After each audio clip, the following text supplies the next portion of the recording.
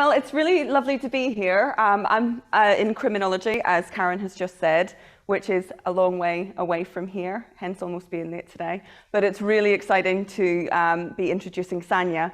So anybody who's joining or who's here in the audience will be familiar probably with Sanja's work in relation to human rights, trafficking, digital crimes, obviously your book on punishment in digital punishment in the future, etc.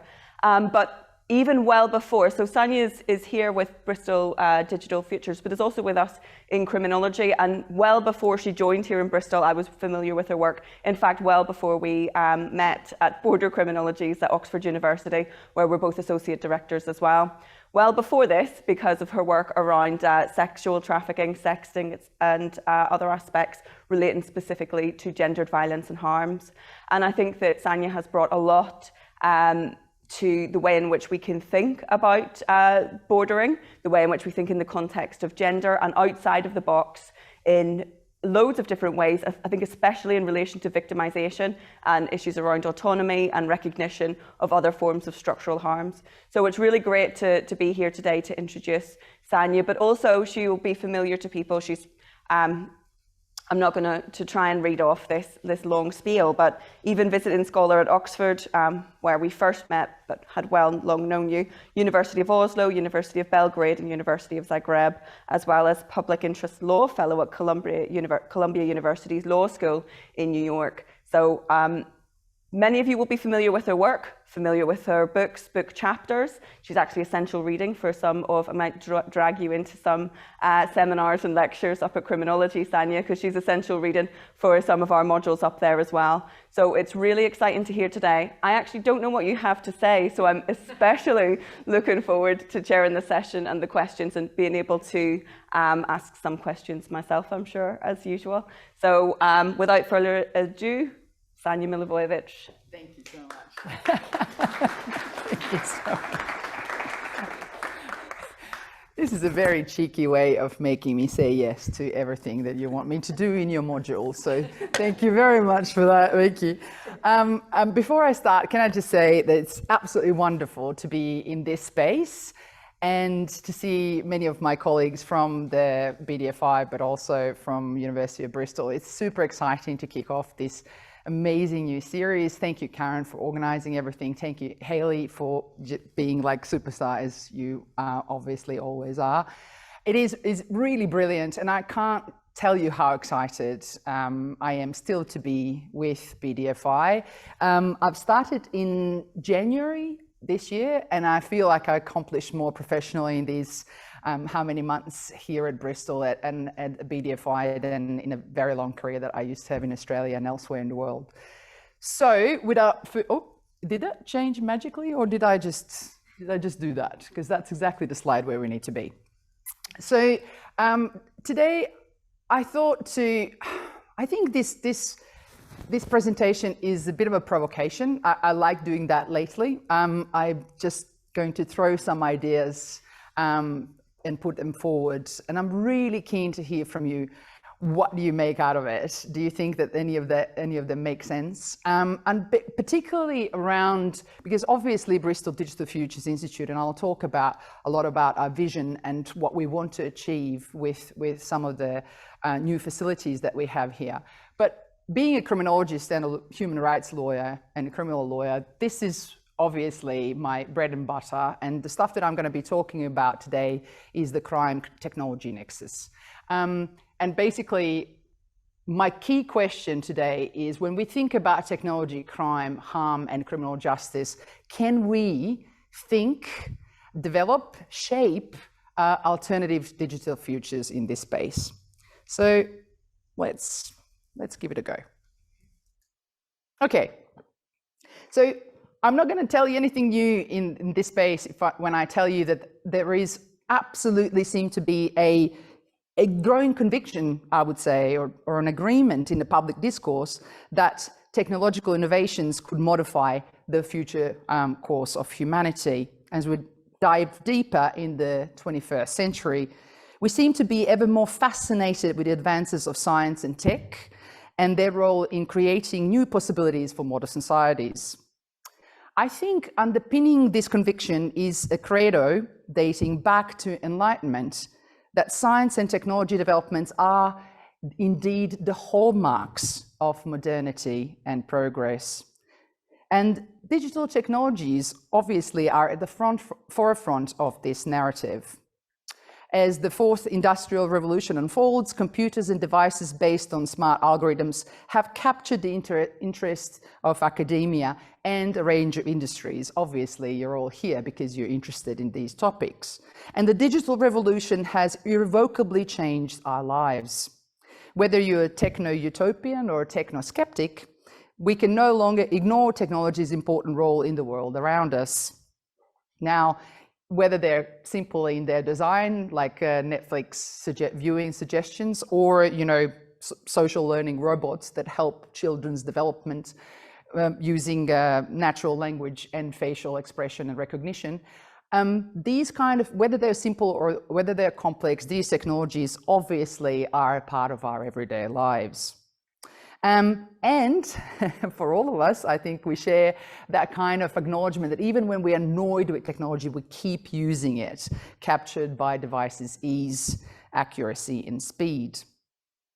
But, and there is always a but, every coin has two sides, obviously. Technology can be harmful, and humanity's sharpest minds repeatedly warn us about potential negative impact that out-of-control technological developments could have on our future and on the future of our civilization.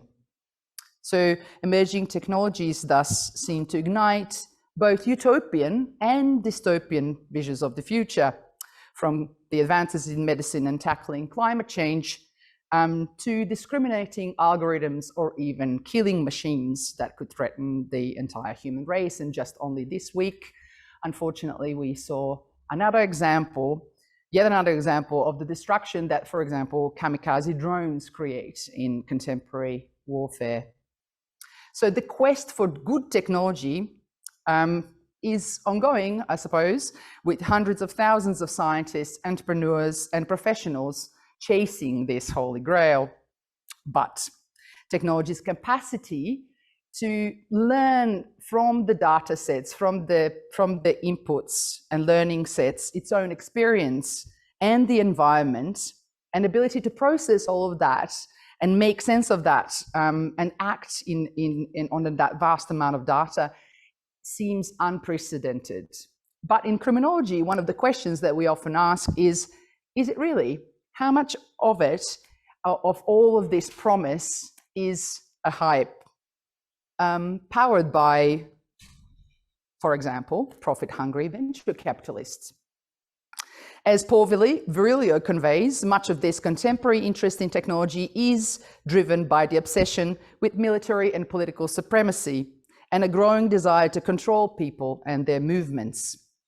So my question is, should we then, having all this in mind, continue to develop and deploy these technologies in all areas of human engagement and governance? So in this talk, I examine the contemporary advances and the impact current digital technologies have on crime and offending. But then I look at what I see as predicted or likely futures, engage in that critique of these predicted and likely futures, and offer you a vision of different alternative digital futures in this space.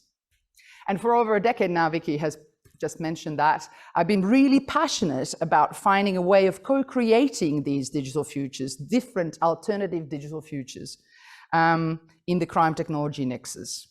Because the futures that we are heading towards or are told that we should head towards are harmful to so many. And in this talk, I suggest such alternative futures are indeed possible. And I flagged the role of the interdisciplinary research and partnerships based on innovative methodology and research platforms. And obviously being here at BDFI, I'll talk a lot about BDFI. This is important in creating a new world that will be, I hope, more prosperous for the majority and not just a chosen few. I also point out the promise of the future research and co-design spaces such as BDFI's Reality Emulator. This is the space where Reality Emulator is going to be located. So it's very exciting to be talking about Reality Emulator and imagining the potential that these new spaces can do in research and co-production of these alternative socio-digital futures. And everything so that we can disrupt, I would say, contemporary responses to and policies about crime, offending, victimization, and criminal justice. So disruption is the key word here. So just to give you a bit of I'm very conscious that not everyone here is a criminologist, so not everyone knows what is happening currently in the world of what we call digital criminology. I would say that criminology has been somewhat resistant to challenges presented by the crime technology nexus. And the exception is, or are, cybercrimes as offenses enabled or performed by computers or other electronic devices connected to the internet. And to this day, cybercrimes continue to dominate the agenda in digital criminology. And here at Bristol, we're very lucky. I don't see anyone from the Refrain, for example, but we have many centres and research pockets, if you like, dedicated to studying cybercrime, such as the Bristol Cybersecurity Group, Refrain, the National Cybersecurity Centre, and many others.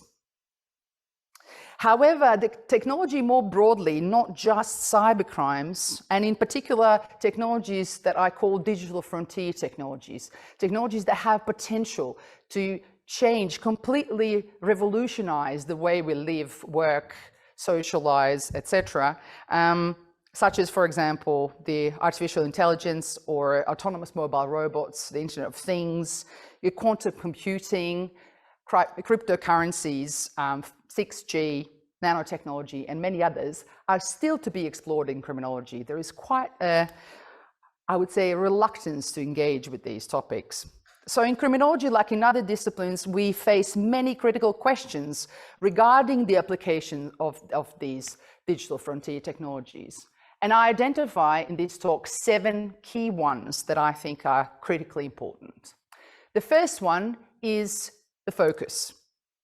The role of technology in the crime technology nexus can no longer be ignored. We already established that. But the focus, however, is still heavily on anticipating risk. And I'll be talking about that in my talk today.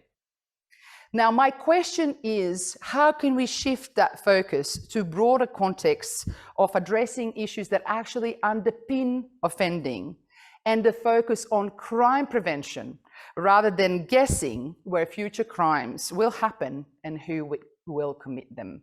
So from risk to what I call the model of care approach that will be heavily based on crime prevention and addressing issues that underpin offending. The second one is impact. And the question here that needs clarity is whether the technology we use in social control is actually more damaging than helpful. Who, which groups and individuals is technology harming in this context? Very important question for us in criminology. Question number 3 is about course correction or red lines. How can we tip the technology's impact towards the good? Should we abandon some developments? And where are the red lines that we should not cross? The topic number 4, big question number 4, is about transparency. So how can we dismantle what we call the digital techno fog? How can we increase transparency, scrutiny, and evaluation in this space? Number 5 is about automation.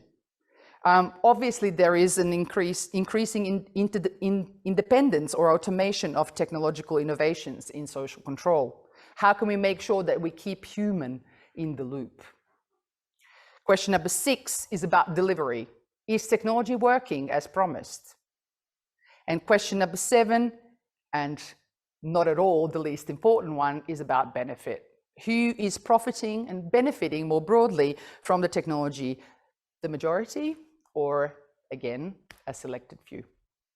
So I want to unpack some of these questions before I go into alternative futures. So similar to other aspects of our lives, in the crime technology nexus, technology's role is examined within a binary, right? Part of the problem, part of the solution. Think about, cyber crimes or AI-enabled crimes such as deep fakes, or, predictive policing. How can technology help us get some answers in this space? But there is also no doubt that technology, if you look at, one offense, whatever that might be, for example, child sexual offenses, there is no doubt that technology has that binary impact within that context of one particular type of offending. So for example, child sexual abuse, we know that technology has modified the way how offenders operate and arguably made it harder to apprehend them. But also technology can be very helpful in preventing future offending and identifying, if not rescuing, victims. So, as I flagged, the focus is mostly on risk, on identifying and predicting or even preempting risk. Now, predictive policing uses historic crime data to identify individuals or geographic areas where high risk for future crimes is. And it was first piloted in New York and Chicago a long time ago, actually now. But predictive policing nowadays is kind of like the catchphrase, the watchword for innovative policing. And most of us in this room are probably familiar with household names, unfortunately, such as Palantir, Predpol, HunchLab, and other agencies and systems are deployed in this space. The idea behind crime forecasting is that by using big data, now both crime and not crime related, such as your, for example, social media profiles, we can now identify not only probable future crimes and where they're likely to occur, but also likely offenders and victims. Sound familiar? Welcome to the era of pre-crime, in which agencies of social control aim to disrupt, incapacitate, restrict, and ultimately punish future crime threats that may never, ever materialize. Policing that rests on traditional crime prevention methods is increasingly replaced with numerous practices of technocratic crime forecasting. Managing risk through eliminating or reducing circumstances that underpin likely offending, if not certain offending, is losing ground to tackling uncertain, incalculable threats. Efforts to produce these superior shiny algorithms that you've seen every time you look for predictive policing, one pops up, show absolutely no signs of baiting, despite the critique that suggests that predictive policing leads to massive surveillance of marginalized populations, bias and inaccuracy, increased police activity in poor neighborhoods, lack of transparency of police agencies, waste of police time, and many other harms, now well documented in academia. Thus, technology used to predict or preempt crime is riddled with problems. We know that. There is plethora of research in this space that proves that. And I tell you something that you already know, algorithms are not objective. They are, as Cathy O'Neill famously put it, opinions embedded in code. They are discriminatory. And issues we identify in predictive policing in this context are replicated in the context of so-called algorithmic justice. For example, a commercial software called Compass, widely used by US courts to assess risk of reoffending, notoriously refused bail to Black offenders twice as much as the white offenders with similar criminal records. But this is not about algorithms. This is about the root of the problem is the frequency of interaction of specific communities with police, which is the very data on which algorithms are trained. So it's unlikely that algorithms can turn out okay if you have garbage in kind of problem to start with. And here I point you to the works of Cathy O'Neill, Elizabeth Yock, Kelly Hannah Moffat, Aleš Završnik, Pat O'Malley, Dean Wilson, Katja Franco, and many others, if you wish to know a bit more about these issues. But as the question number 3 suggests, can we then develop technology to help us do things differently in crime control? We know that these are, what we have so far is problematic, but can we do things differently? How can we tip the innovation towards the good? Can we make technology beneficial for the majority? So I come to these questions in the last part of this presentation. Questions 4 and 5 raise the issue of transparency and automation. The more intelligent technology becomes, and I know that there are many people in this room who know much more about this than I do, the more opaque technology becomes. We put a lot of effort with my colleagues here from BDFI to try to see how we can get explainable AI, for example, but that is a very hard quest, isn't it? Basically, how can we believe decisions that technology makes if we do not know how it actually works? And should we panic knowing that our role in the future technological systems might be diminishing, if not completely disappearing? And finally, there are questions about delivery and profit. We often hear what Cathy O'Neill calls a word salad in this space. There's a lot of jargon, a lot of stuff that I think normal people can't just understand. Not just machine learning, cognitive computing, combinatorial and statistical algorithms. There's a lot of things that pop up, particularly in predictive policing and algorithmic justice. And they're commonly used, but we actually don't know what they do. We actually don't know what's under the bonnet. But technology also often fails. The effectiveness of smart devices and systems is often far from the promise of the developers or venture capitalists pushing for technological solutionism. As I wrote in a recently published piece, what we see in this development of predicted likely socio-digital futures is a lucrative alchemy of crime-free utopia. Like the promise of transmuting base metals into gold from medieval times, these techno-solutionists claim that they can achieve seamless and automated responses to crime and offending, where they can actually do it at low cost. And the final product, whether it is an algorithm that can predict where crime will happen or how likely is that someone will reoffend, is sold to us as gold. Again, we have no idea how this is delivered, how the algorithms come to those particular calculations, and who's benefiting from these innovations. But what we do know is the impact of these innovations on citizens, non-citizens, and ultimately on our democracies, which should worry us all. Most importantly, despite all concerns about ethics, legality, and outputs, private companies delivering these solutions to the 21st century crime problem, as they call it, continue to win contracts left, right, and center. So the question is, the next question, obviously, whose socio-digital futures we see is not that hard to answer. Technology, we all know, is deeply political, and so are its effects. The futures set as likely or predicted in the crime technology nexus have been increasingly designed and developed by private companies, limiting nation states' responsibility and accountability for the negative consequences of these innovations. Businesses are becoming integral players in developing and upholding the crime-fighting agenda, new experts with very little to no independent oversight or transparency. Sometimes, not all the times, but sometimes, like alchemists, they speak the language that uninitiated, i.e.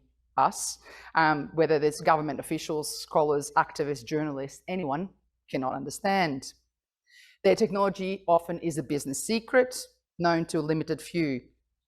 There are many consultancy companies also coming into this space, claiming preferred digital futures, suggesting, for example, that the power of AI and other technological innovations is there to be harvested with the right tools, which they also claim to possess. There's many independent experts doing TED Talks, YouTubes, channels, books, everything, but I'm not saying that this is a bad thing. Please do not get me wrong. This is critical. It's important to have those voices, when the outcome of all of this, all of that talk, all of those kind of predictions is actually losing one's freedom, I'm saying that we need a better system than that. I'm saying we need more than alchemy. And particularly because intelligence and law enforcement agencies, criminal courts and probation commissions will keep looking for those kind of systems, spending hundreds of thousands of taxpayer pounds on technology that is unlikely to yield results. So the question is, again, can we do course correction here? And are there red lines, and where are they? And in border control, for example, the stuff that we do, Vicky and I and many of us in border criminologies, evidence suggests that technological innovation leads to more border deaths. So we need to rethink our approach in this space. We must ponder these red lines very carefully, but outside of boundaries of our disciplines. So I come finally to the key crucial point of this talk. And I suggest that we need a different approach in developing technological innovations in this space. This approach requires working with a range of partners, including the ones that I just listed, in interdisciplinary teams to avoid developing solutions that could be more damaging than the problem we're trying to solve. And sometimes we might even have to cease and desist and call for removal of certain technologies in crime control. But in any case, there needs to be a public debate led by experts from many fields to ascertain where these red lines might be. So because all of this, I propose that the time has come to restart the debate. We must do this in the co-production process, not post factum, when the technology has already been developed and applied, designed, developed, and applied. And if we don't do that now, what is likely to happen is the creation of technological innovation that might be even more harmful in the future. Therefore, we need all the actors from businesses, government agencies, community partners, and the whole of academia in rethinking future crime and offending and criminal justice responses. And I argue that BDFI is a great platform to do just that. So this is what I call a new approach, or alternative futures in this space. So the task is to think of and perhaps try to design different socio-technical futures in crime detection and prevention. And I do anticipate, yes, I'm ignoring that. 5-minute warning never happened. I do anticipate that some of you would probably consider this premise a bit of an oxymoron. Because after all, crime and offending are incredibly complex, chaotic social phenomena, not to mention that they are socially constructed. Nevertheless, I suggest to you that community-led interdisciplinary methodologies via innovative research collaboration spaces, such as BDFI Reality Emulator, where we're based right now, might provide a solid platform to start imagining and designing alternative socio-digital futures in digital criminology. BDFI's approach to techno-social innovation is that there is no single predetermined socio-digital futures we're heading towards. Instead, technology and societies shape the future together, and we need new ways of working across disciplines with partners from all the sectors to design and support these new ecosystems. The first step in this process when it comes to crime technology nexus, I would argue, is shifting focus from anticipating risk to crime prevention. Instead of trying to preempt crime, just like precogs in Minority Report, we should try to harness technology to address underlying factors of offending and victimization, the structural drivers of the very problem we're trying to tackle. We should try to develop technology based on Peter Asara's model of care rather than a model of threat approach, underpinned by theoretical frameworks, which I'm not going to elaborate now because I'm running out of time. This is a slow process of narrative change that will not come overnight, but is necessary if we wish to try to do that much needed course correction in the development and application of digital technology in crime control. Closely followed is the process of lifting the techno fog, and this is where we need our friends from engineering and other disciplines to try to help us understand the language and terminology used in this space, track the breadcrumbs of software origin and the political foundations of the existing technologies. Technology experts must help us break the spell of alchemy that we see and help us understand. We need to understand what's actually reality and what is the sales pitch of the developers and developers' lucrative utopia. Marketing dream, sales dream versus reality, we need to know. Interdisciplinary socio-technical research is, I think, critical way forward, the best way forward to avoid past mistakes. Because if we continue to look at issues within our disciplinary silos, we will miss the opportunity to respond to the complexity of crime and offending. Obviously, interdisciplinarity does not simply mean people from various disciplines, but also people with different lived experiences, political and social affiliations. This is call to arms, to use the very not popular contemporary war language, but it is really, that's how I see it. All these people, community partners, all these people should be in the room when technology is designed and produced. And one possible pathway to get where we want to be is backcasting. So imagining desired futures and then walking towards it backwards, kind of, and to try to get to that desired spot. But we need, obviously, more than ever, all those different experts, but more than ever, we need new technology, new facilities, such as reality emulator. And I'm just going to be very brief now to give you a flavor. We have actually our experts on the topic here. Rashid, I'm looking at you if you're not getting my gaze. But really, the promise of reality emulator in this space is huge. I'm not going to be talking about what the reality emulator is, other than it's a digital twin with superpowers. It's a digital twin where we can see, real life, the impact of the innovation that we're trying to do in real life through the sensory and all these other inputs, and have the feedback back to developers, back to, to actually avoid the harmful consequences of technology. So, for example, in crime control, think about situational crime prevention through, street lighting, for example. So we can test theories that some types of street offending could be prevented by better placement of smart street lamps.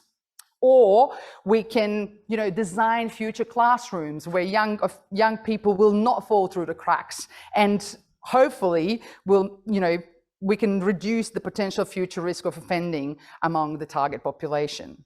Reality emulator could also help us draw some red lines. For example, if we think about using drones in border control that have an ability to taser, if you can experience that in reality emulator, we can certainly say this is not the best way forward. So it can help us in that space, not just in co-designing digital futures, but also in resisting some of those drives. Obviously, these are just examples. I am here to call for people to think about the application of what reality emulator can do as this digital twin in this space. And I think this is a very worthy pursuit. I'm finishing, just let me finish, fine. She's a hard taskmaster. So I'm just gonna, this is the reality emulator. This is I think how it's going to look like, we're hoping. But basically, we should be able to experience the impact of technological innovation right there through sensory and every other inputs. And through the, if you stay a bit longer, you can have a tour and hear more about reality emulator. Unfortunately, I don't have time to talk about it anymore, so I'm just going to conclude.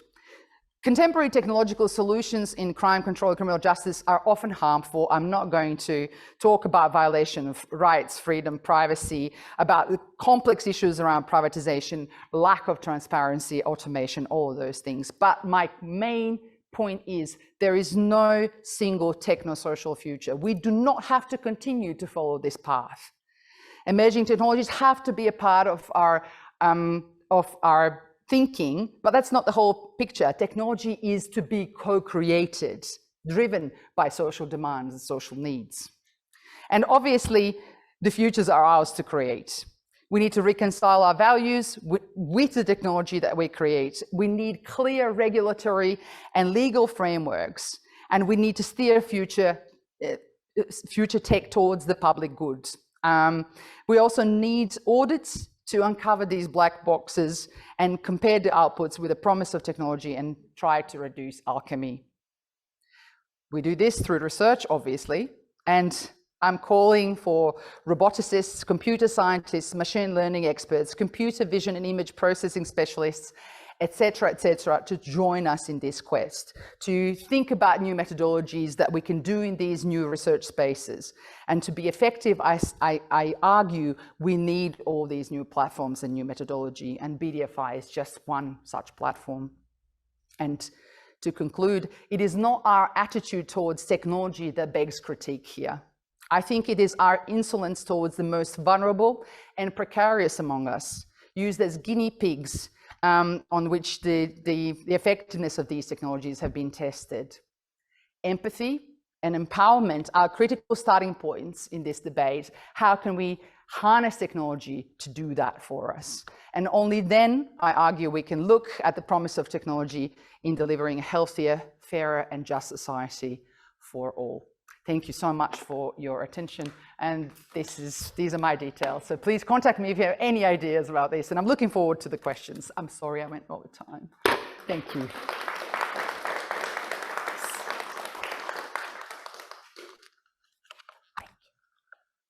Should we sit?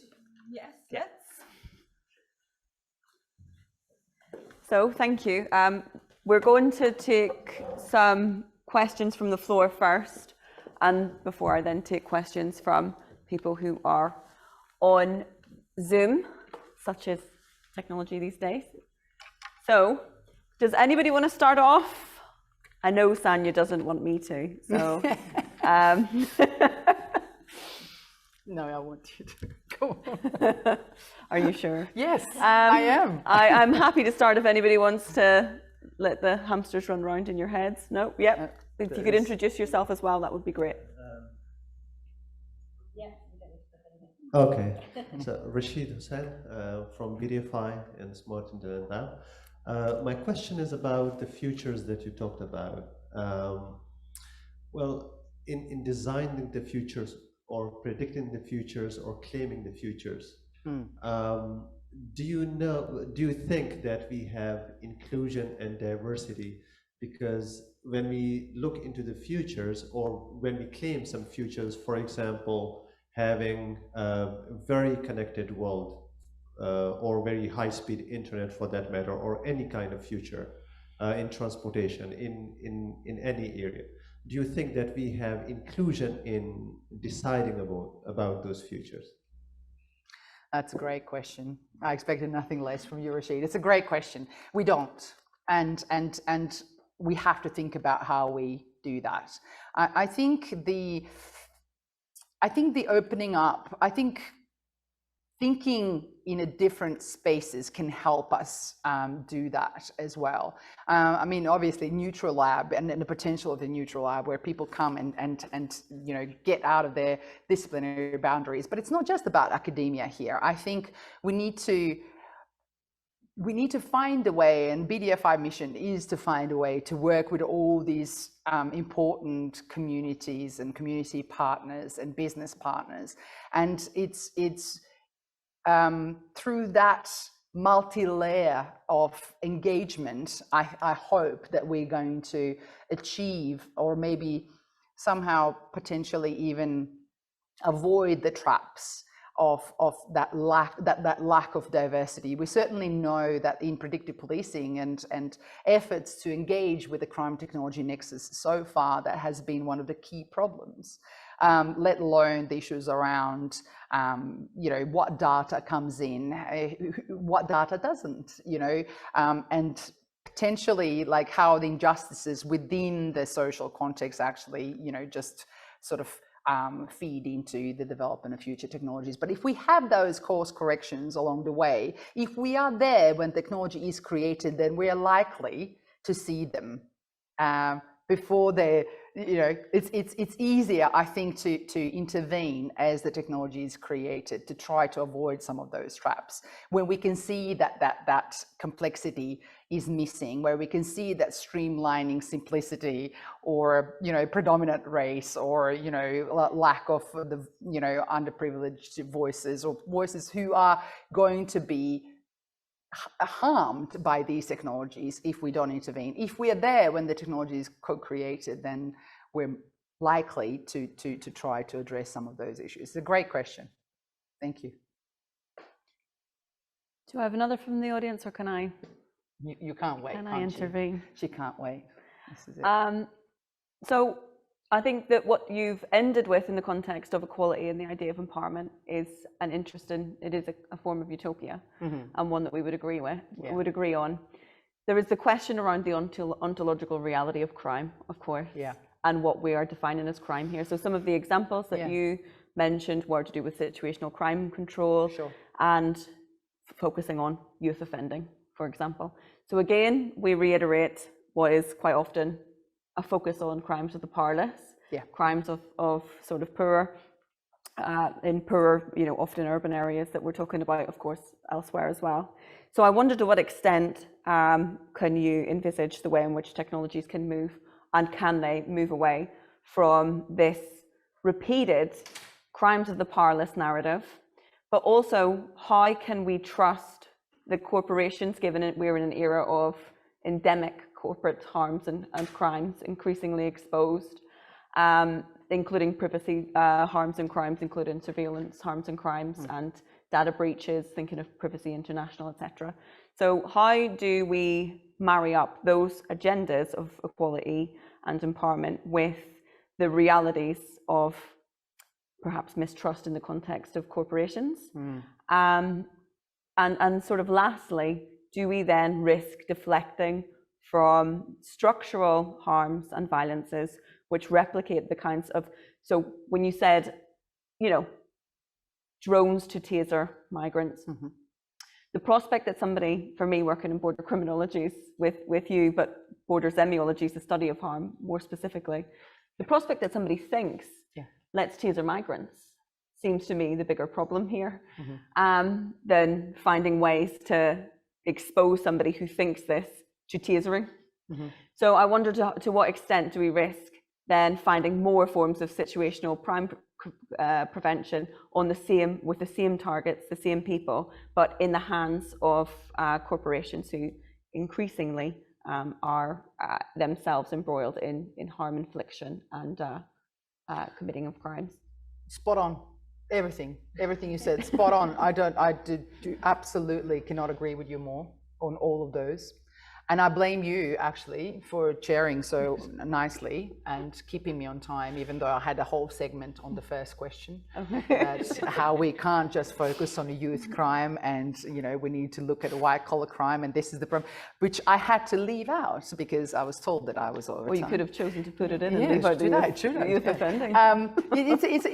All of these are $1 million questions, and of course, I don't have answers to them. If I had, I'd be in Oslo receiving a Nobel Peace Prize or something along those lines. I don't have answers, but I think we need to think critically. But I think I'm an eternal optimist. That's the thing, and maybe maybe I often think about these things in terms of we can do more than we actually can. But I think we should give it a go. To answer your first question, I absolutely agree. We should not focus, and the promise of technology in this space, and what I tried to say was that we absolutely should not focus only on the crimes of the powerless. We absolutely need to think about and flipping the narrative from identifying risk and preventing risk, and thinking about how technology can help us address some of because as you said, the crime is such a complex phenomenon and it's so multifaceted, and you can't absolutely even start to unpack it with one approach. But think about, certain specific priorities and where we can see them. And so if we know that our young people are, because of the lack of education and opportunities, are suffering in certain contexts in Bristol, then we need to, or somewhere else in the UK, then we need to try to help them through using technology to address some of those, issues that underpin offending. So I think that goes without saying, but we obviously cannot just focus on that. We need to be thinking more broadly, and technology, I think, in this space is once you find yourself thinking about not through that everything is risk or not risk, that binary, I think you open yourself up for thinking about in a different way about crime and offending as well. So that was the first thing. And then please remind me, what was the second question? Because there were 3 questions. I can answer the third one because I remember that one. So I think, you know, the danger around, you know, having all these big players making a lot of money in this space, well, I think what is the alternative? I mean, is an ostrich approach an alternative, or we do what we do now, which is we critique and we're so very vocal about saying this is not working, guys, this is really harmful.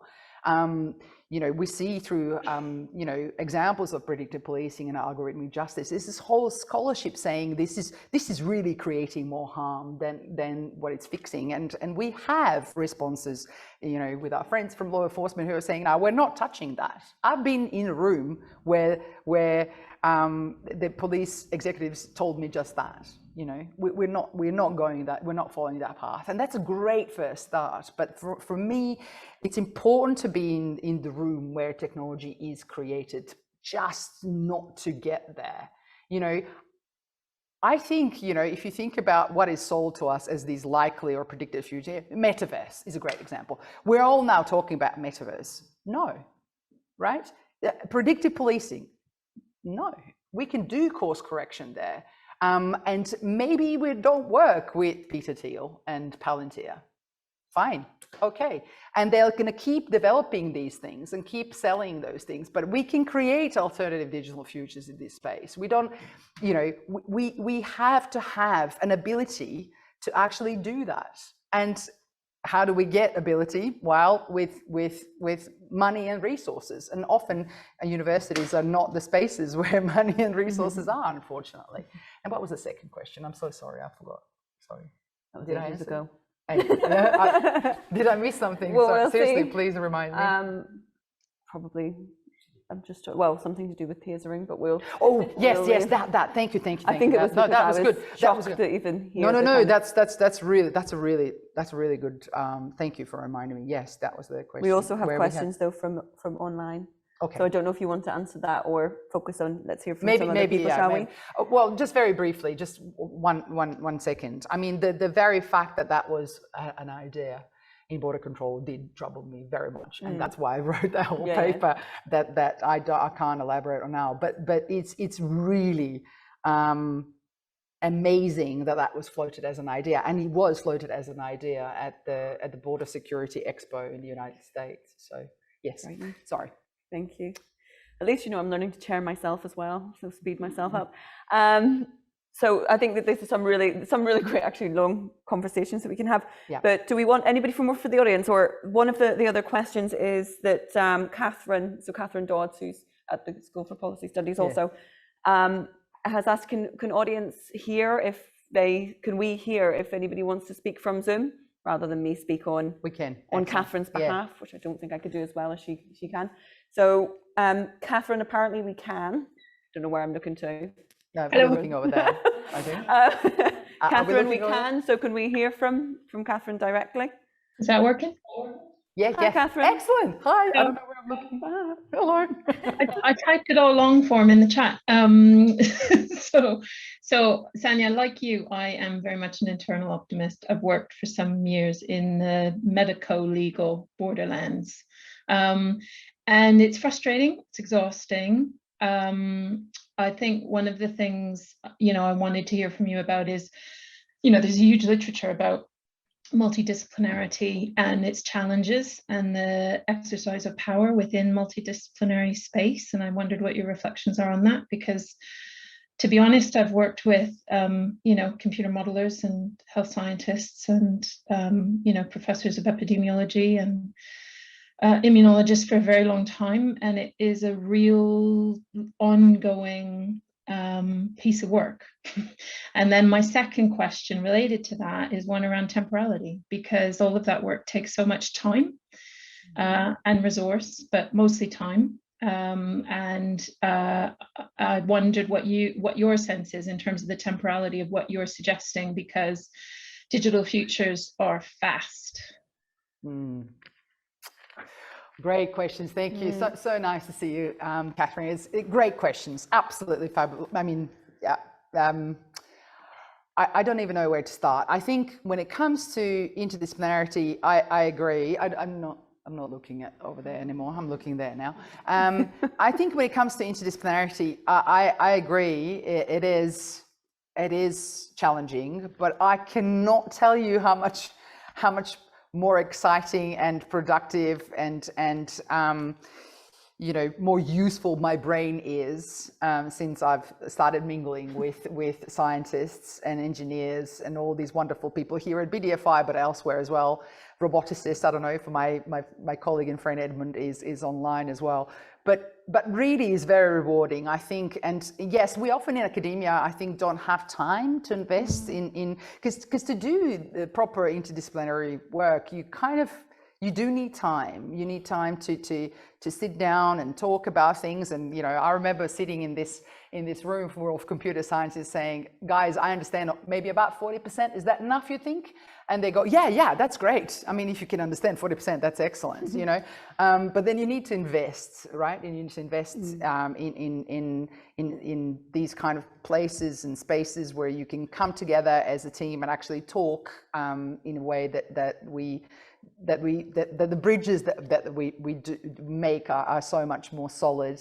But the reward, it's just immense. And yes, you know, I call on the university structures to make more time for people to do that, because I think it's time is really what is the critical point here. And you said temporality, absolutely, you know, because everything moves so fast, but when it comes to our work and how we work, it seems to be slowing with the pressures of admin and everything else that we do in our lives. So I think time is critical, but we'd have to do that because the alternative is, as I said in the talk, is the futures that are going to be even more harmful than we can imagine them now.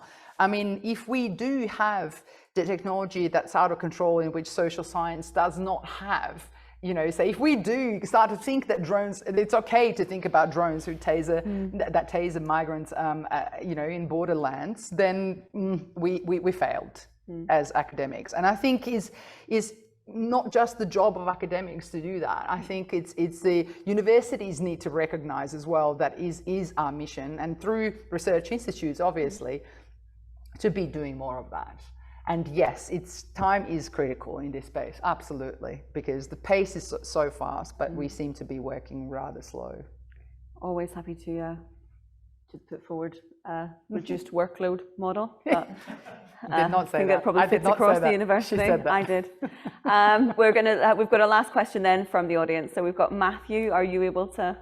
It's on already? Yes. It is on already. Great. Thank you, Sanja. First, great to meet you face to face as a new colleague in policy studies. Yeah. So my question for you is, and this is maybe a very naive question. So I'm not a criminologist or a semiologist by training. I'm an anthropologist actually, working in policy studies. But you've talked a lot about harm reduction and crime prevention today. So I want to know, what is the relationship between digital futures in that space with reconfiguring and shifting our normative conceptions, maybe individual sensibilities of justice as well? Great question. What, we have an hour or so to elaborate, because it's such a great question. And 2 minutes. Haley's going like 2 minutes. My phone's over there, so I can't even tell you. I do not have, to be completely honest with you, this is where we all stand still.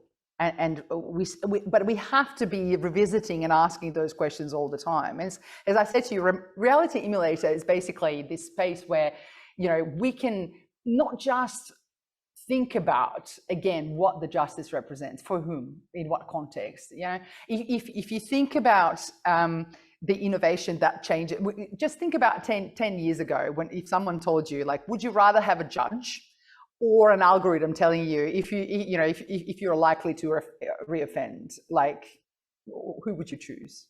You know, it's just one of those questions, right? But you don't have a choice anymore.